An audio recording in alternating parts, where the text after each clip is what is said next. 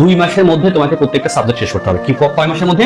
এটা হচ্ছে 2 মাসের মধ্যে। কারণ 2 মাসের মধ্যে যখন শেষ করবা, শেষ করার পর কিন্তু তুমি যদি কোশ্চেন ব্যাংক এখনো সলভ করে না থাকো বা তুমি অলরেডি কোশ্চেন ব্যাংক সলভ করছো, কোনো সমস্যা নেই, আবার নতুন করে কোশ্চেন ব্যাংক সলভ করতে হবে। 2 মাস পরে যখন কোশ্চেন ব্যাংক সলভ করতে পারবা, তখন তুমি বুঝতে পারবা যে হ্যাঁ এই টপিকটা আমি এই জায়গায় করছি, এত নম্বর লেখে এটা করছি, বইয়ের নম্বর পেজে করছি, এবং এই কোশ্চেনটা এই কারণে অ্যান্সারটা এটা হলো। কোশ্চেন ব্যাংকে অনেক কোশ্চেন অ্যান্সার ভুল থাকবে। যখন তুমি শেষ পর্যায়ে যে আবার কোশ্চেন ব্যাংকটা সলভ করবা, তখন কিন্তু তুমি সেই ভুলগুলো আইডেন্টিফাই করতে পারবে। কারণ তোমার তখন প্রপার নলেজটা আছে, তখনই যে তুমি সেগুলো আইডেন্টিফাই করে সেগুলো নিয়ে তুমি কাজ করতে পারবে। ইউনিভার্সিটি প্রিপারেশন শুরু করার আগে তুমি যখন ভর্তি পরীক্ষার কোশ্চেন ব্যাংকটা পড়ছিলা, তখন কিন্তু তুমি রিলেট করতে পারো না অনেক কিছু।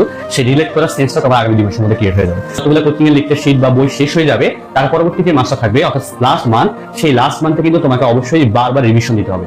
গত 2 মাসে তুমি যেগুলো শেষ করছো, শেষ করা মানে তুমি খুব ভালোভাবে ডিটেলসে পড়াশোনা করে তুমি মাথার মধ্যে সেট করে রাখছো। এখন যতবার বেশি রিভিশন দিবা, ততবার সেই সেট হওয়া জায়গাটা তোমার ফিক্সড পজিশনে যাবে।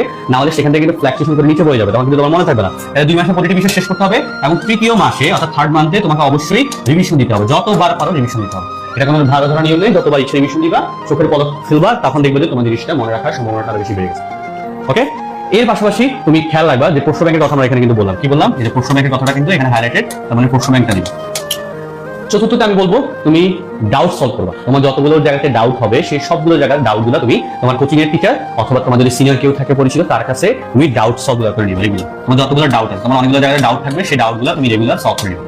এটা হলে কি হবে, যে কোশ্চেনগুলোতে তোমার কনফিউজিং আছে, মানে কনফিউজিং মনে হচ্ছে, সেগুলো কিন্তু ক্লিয়ার করে ফেলতে পারবে। আর ডাউট সলভের পাশাপাশি একদম শুরু থেকে আগামী 3 মাস যেভাবে হোক একটা গাইডলাইনের মধ্যে থাকবে, কোনোভাবে ওই গাইডলাইনটা মিস করা যাবে না।